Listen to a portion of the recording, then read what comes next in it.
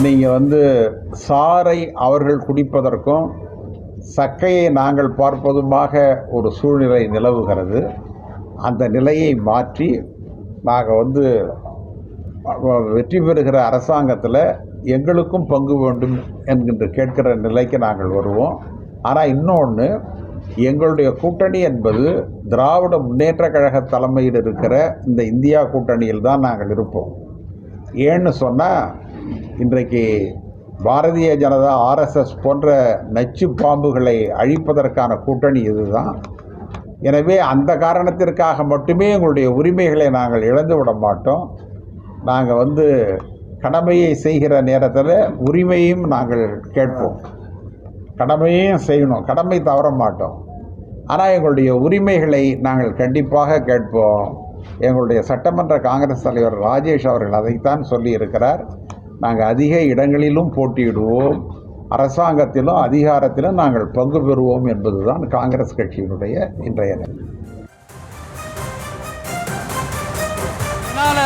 நம்மளை நம்பி நம்மளோட களம் காண வர்றவங்களுக்கும் ஆட்சி அதிகாரத்தில் பங்களிப்பு தந்து அதிகார பகிர்வு செய்யப்படும். 2026ஆம் ஆண்டு ஒரு புதிய அரசியல் களத்தின் புத்தாண்டு. A new year of a new political field. கான்ஃபிடென்ட்டா இருங்க, நல்லதே நடக்கும், வெற்றி நிச்சயம்.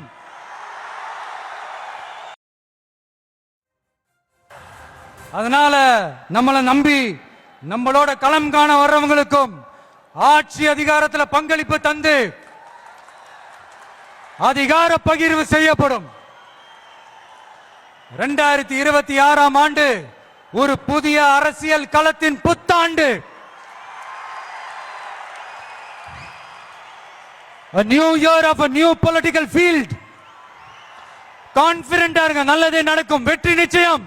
அடுத்ததாக அதிமுக முன்னாள் அமைச்சர் செம்மலை நம்மோடு இணைப்பில் இருக்கிறார். அவரிடம் பேசலாம். சார் வணக்கம். தற்போது திரு அழகிரி அவர்கள் தெரிவித்திருக்கக்கூடிய இந்த கருத்து திமுக கூட்டணிக்கு ஒரு நெருக்கடி ஏற்படக்கூடிய ஒரு சூழல் உருவாகுதோ அப்படின்னு தோண வைக்குது. இந்த அழகிரி பேசியிருக்கக்கூடிய இந்த கருத்துக்களை நீங்க எப்படி சார் பாக்குறீங்க? நிச்சயமாக, அதாவது தமிழ்நாடு காங்கிரஸ் கமிட்டியினுடைய முன்னாள் தலைவர் மரியாதைக்குரிய கே.எஸ். அழகிரி அவர்கள் நேற்றைக்கு பேட்டியிலே சொல்லுகிற போது, அதாவது 2026 சட்டமன்ற தேர்தலில் திராவிட முன்னேற்ற கழக கூட்டணியில் இருக்கிற நாங்கள் ஒருவேளை வெற்றி பெற்றால் ஆட்சியிலும் பங்கு கேட்போம் என்று ஒரு கருத்தை இங்கே அவர் சொல்லியிருக்கிறார். அது மட்டுமல்ல, ஏற்கனவே காங்கிரசுக்கு கொடுக்கப்பட்ட தொகுதிகளை விட அதிகமான தொகுதிகளை நாங்கள் கேட்போம் என்று சொல்லி இருக்கிறார். காங்கிரசுடைய மேலிட பார்வையாளர் கூட கிட்டத்தட்ட 117-20 அளவுக்கு நாங்கள் நிற்பதற்கு வாய்ப்பு இருக்கிறது என்று சொல்லி இருக்கிறார். எனவே இதிலிருந்து என்ன தெரிகிறது என்று சொன்னால், திராவிட முன்னேற்ற கழக கூட்டணிக்கு இப்போ கூட்டணி கட்சியிலே இருக்கிறவர்கள் திராவிட முன்னேற்ற கழக தலைமைக்கு நெருக்கடி கொடுத்து வருகிறார்கள் என்பது வெளிப்படையாக தெரிகிறது. விசிக தலைவர் திருமா அவர்களும் இதே கருத்தை சொல்லியிருக்கிறார், ஆட்சியை பார்க்க வேண்டும் என்று. அதே போல மற்ற கட்சிகளும் அந்த ஆட்சியிலே இருக்க வேண்டும் என்ற உரிமை கோரி வருகிறார்கள். கூடுதல் இடங்கள் வேண்டும் என்று சொல்லி இருக்கிறார்கள். அதாவது கம்யூனிஸ்ட் கட்சி ஒன்றுதான் ஆட்சியில் பங்கு கோர மாட்டோம் என்று சொல்லி இருக்கிறார்கள். ஆனால் அவர்களும் கூடுதல் இடங்களை கேட்போம் என்று சொல்லி இருக்கிறார்கள். ஆக காங்கிரஸ் ஒரு முக்கிய பிரதான கட்சி, திமுக கூட்டணியிலே இருக்கிற பிரதான கட்சி, தேசிய கட்சி.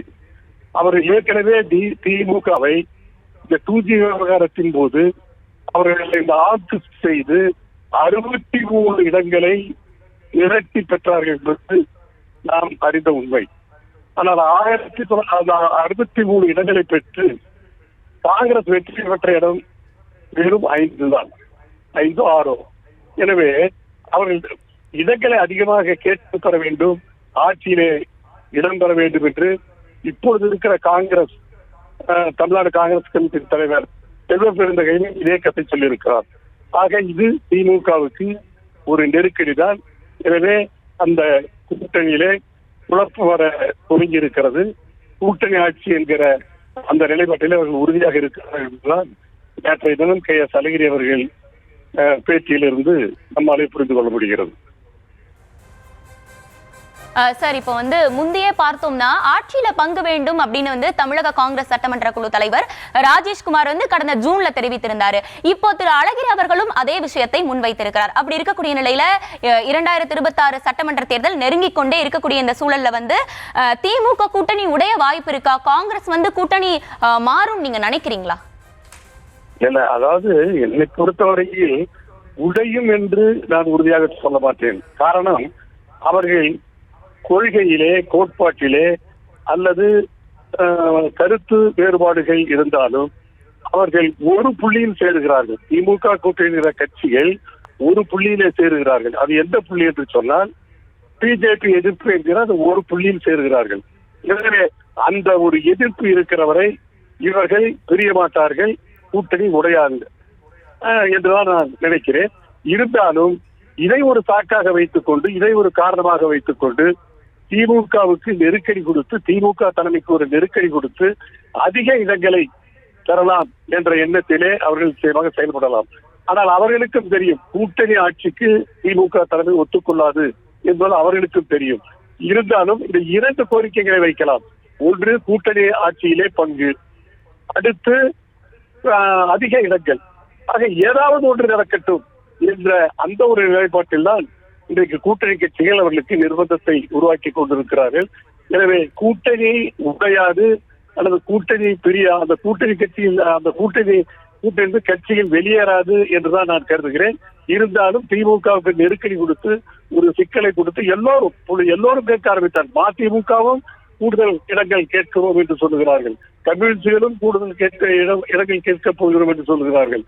ஆக அந்த கூட்டணியில் இருக்க அனைத்து கட்சிகளுமே ஏற்கனவே சென்ற தேர்தலிலே தங்களுக்கு ஒதுக்கிய இடங்களை விட 1 or 2 கூடுதலாக கிடைத்தால்தான் நாங்கள் பேச்சுவார்த்தைக்கு வருவோம் என்கிற அந்த ஒரு நெருக்கடியை கொடுப்பதை பார்த்தால் உண்மையிலே திமுகவுக்கு இது ஒரு நெருக்கடி தான். அப்படி அந்த நெருக்கடியோடு அந்த தேர்தலை சந்திக்கிற போது, அவர்கள் அந்த மனக்கசப்போடு தேர்தலை சந்திக்கிற போது அந்த தொண்டர்கள், கூட்டணி கட்சியினுடைய தொண்டர்கள் மத்தியிலே ஒரு இரக்கம் இருக்காது. அப்படி இரக்கம் இருக்காத போது அந்த தேர்தல் பணியிலே அவர்களுக்கு தொய்வு ஏற்படும்.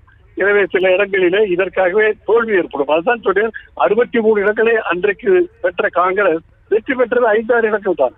எனவே அப்படி அதிக வற்புறுத்தி அதிக இடங்களை பெறுகிற போது அந்த இலக்கம் இருக்காத சூழ்நிலையிலே அவர்களுக்கு தோல்வி இருக்கும். அது எங்களுக்கு அனைத்து அண்ணா திராவிட முன்னேற்ற கழகத்துக்கு அப்படி கூட்டணிக்கு ஒதுக்குற இடங்களிலே நாங்கள் வெற்றி பெறுவதற்கு எங்களுக்கு வாய்ப்பு ஏற்படும். எங்களுடைய ஆட்சி அமைவதற்கு அதுவும் ஒரு காரணமாக அமைந்துவிடும் என்று நான் கருதுகிறேன்.